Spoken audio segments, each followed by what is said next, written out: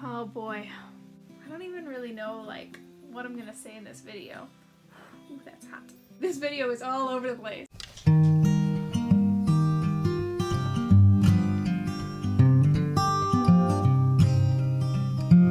Hello everybody and welcome back to my channel. My name is Rayleigh Bradshaw. I'm an aspiring author of YA historical fiction. Currently working on my debut novel, and this is my back from hiatus video. For those of you who were not aware, I took a 10-day break from all social media, so that included my YouTube channel, and I have to say it was very nice to take a break and hard to come back because, let me tell you, a lot has happened in the last 10 days that I was away. And I am super behind on all my YouTube channel watching, among other things. Thank you so much to everybody who tagged me in things both on YouTube and on Twitter while I was away. I'm so sorry that I didn't respond until now. I'm trying really hard to catch up to everything that I missed out on, which is looking like it's gonna take a while because as I'm playing catch up, I'm getting behind in, the current stuff. So anyways, so why did I take a 10-day break from social media? I kind of already gave my reasons for taking a break in my last video that I will put up in the cards up here. But there were several reasons. So this year will be my 4th year, I believe, participating in NaNoWriMo, which for those of you who don't know, NaNoWriMo is National Novel Writing Month. During the month of November, a lot of writers all over the world come together and each attempt to write a 50,000 word novel in 30 days. This will be my 4th year, I believe, participating, my 3rd year actually signing up on the website. I did NaNoWriMo actually, I think I attempted NaNoWriMo a couple of times before I realized there was actually a website that you could sign up on. I just heard people talk about NaNoWriMo and I was like, oh, write 50,000 words in a month, okay, and I tried to do it on my own without realizing that there was a community out there. I don't know how many times I attempted that. I never even came close, anywhere near writing 50,000 words. I just kind of would like write at my normal pace because I didn't realize there was anywhere to track it or anyone to be accountable to or any of that. So for the past 2 years, I have actually signed up on the NaNoWriMo website and participated in the community. The first year that I actually did NaNoWriMo officially, joined on the website and created an account and all of that, tracked my words, I think it was in 2015. Yeah, it was in 2015, and I did not win. I didn't even come close, but for me, it was a total game changer in my writing journey. Because I used to write a lot when I was in high school. I used to crank out a book every year or 8 months or so. I completed 5 novels before I graduated from high school, and they were no big deal to me. They were just, something that I did for fun. And then after high school, I went through this long phase of a writerly drought where I just really struggled to write anything at all. It was still a dream of mine, but I could never just get myself to actually sit down and write anything, and I was kind of losing my confidence in my writing abilities, and I was constantly setting all these goals for myself to just get out of this writing slump already and get back to what I loved, and I knew this is something I'm passionate about. I've wanted to be an author since I was a little kid, since I was 8 years old, and I was having a really hard time just overcoming all these different obstacles that kept coming up every time I tried to sit down and write. So that National Novel Writing Month of 2015, even though I didn't even come close to completing 50,000 words, was so huge for me because I ended up writing more than I'd written in years. It just like switched something in my brain where I realized, oh yeah, writing is hard, but it's doable and I can do it. And the more I do it, the better I will get at it. So ever since then, I've kind of slowly had this return to writing. Slowly kind of gotten myself back into the groove with, of course there were like peaks and troughs and trenches and all kinds of things along the way, and I still went through periods where I would write less and periods where I would write more. But it all prepared me for NaNoWriMo of last year when I won for the first time.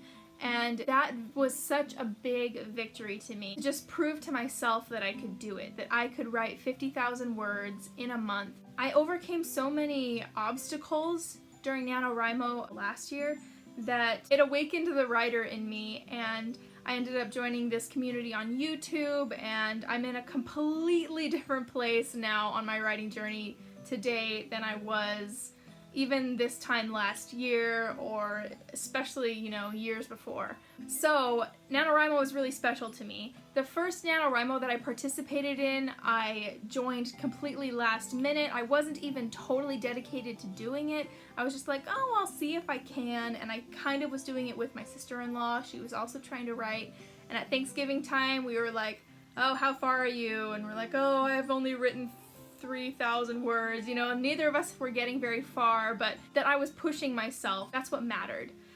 And then for NaNoWriMo last year, I didn't have a crazy prep for that either. I mean, I had been outlining and working on my book for years anyways, and so when NaNoWriMo came, it just came down to, I just need to write it now, just get the words out.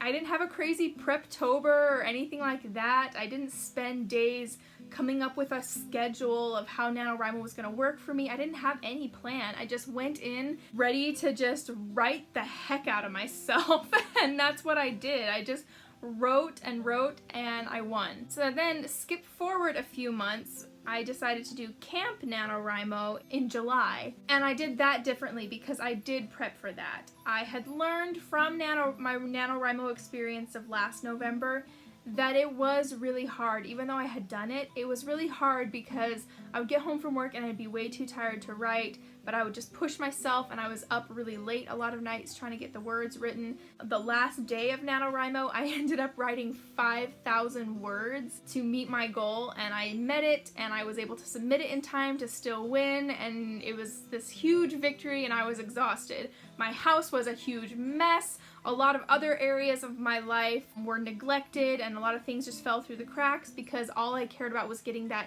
50,000 word goal.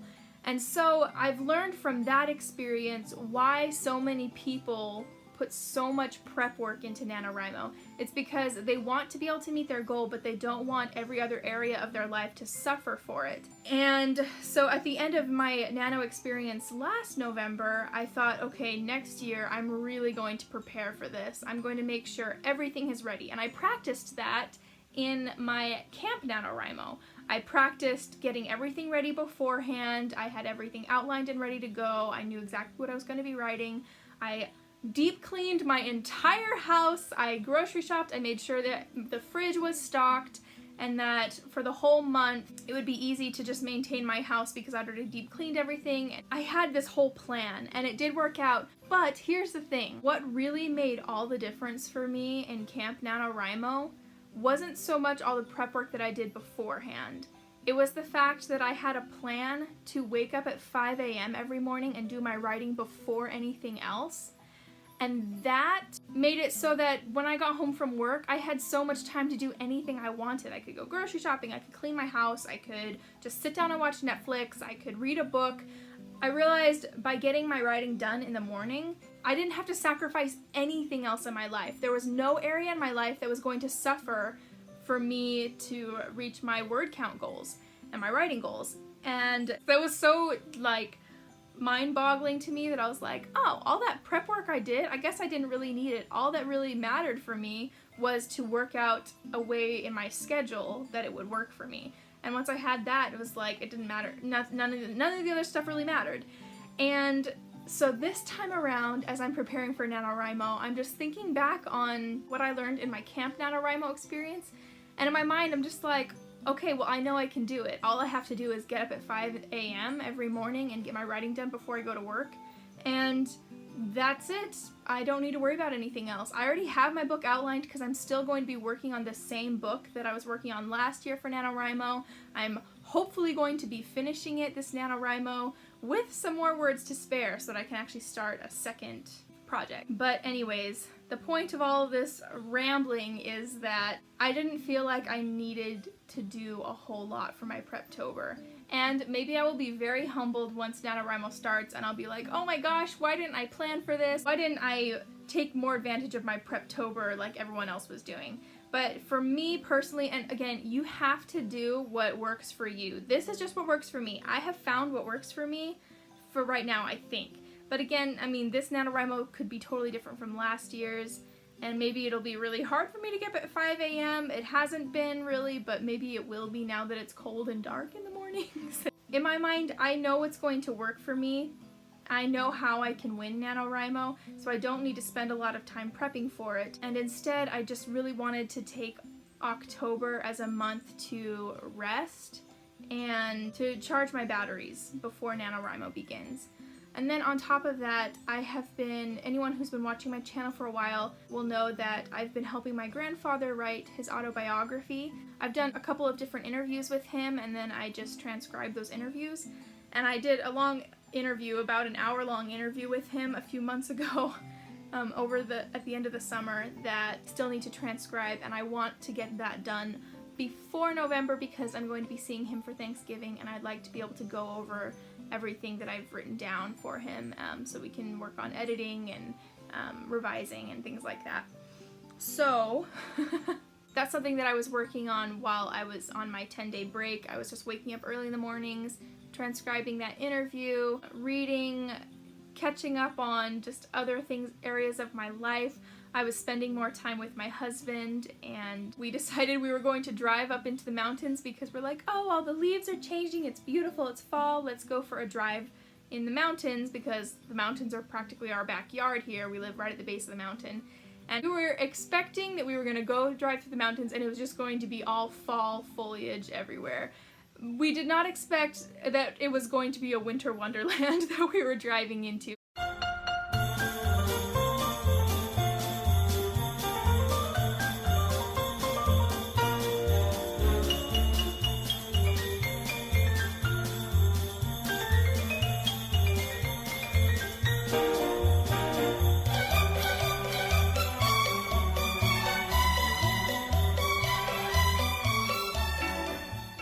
I cannot believe how early we've gotten snow this year. And I know for you that'll seem like, well, duh, you're in the mountains. Of course there's snow in the mountains.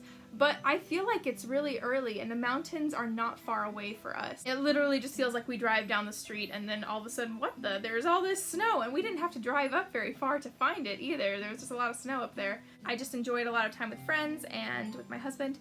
And then I also got to go to this Witchfest, which was really fun. So here's a few clips from that. Take a flea from a fly. Take a spider's right eye. Mix them in a pot. Bring it to a boil and what have I got? A witch's brew. Oh, baby, take a drink of witch's brew. Then maybe you'll love me like I love you. Witch's brew. Take a drink of witch's brew. Witch's brew. Witch's brew. Take a drink of witch's brew.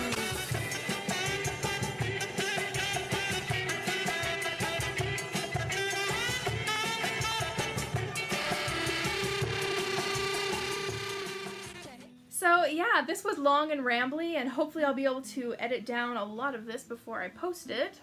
But yeah, I just wanted you guys to know kind of what I was doing over the last 10 days, and rest assured that now I am back 100% full force, ready to go, and I hope that Preptober is going really well for all of you guys. Please let me know in the comments below, what is it that you are doing to prepare for NaNoWriMo? Are you more the kind of person who just wants to get a little bit of rest and relaxation before you jump in, or are you the kind of person who likes to slowly build up momentum? Because I know that is just so different for everybody. Everybody has their own way that works best for them. So what is it that works best for you? Is there anything that you're trying differently this year that you haven't done in years past? Or have you found your old trusty way of doing things that never fails you, and are you sticking to your guns? Please let me know in the comments below. I'd love to hear about it. And yeah, that's all I have for you guys for now. I will see you guys next time. Bye. Would you come take a walk with me? We'll cross over the mountains. We'll reach the pale blue sea. I love you. I'm so glad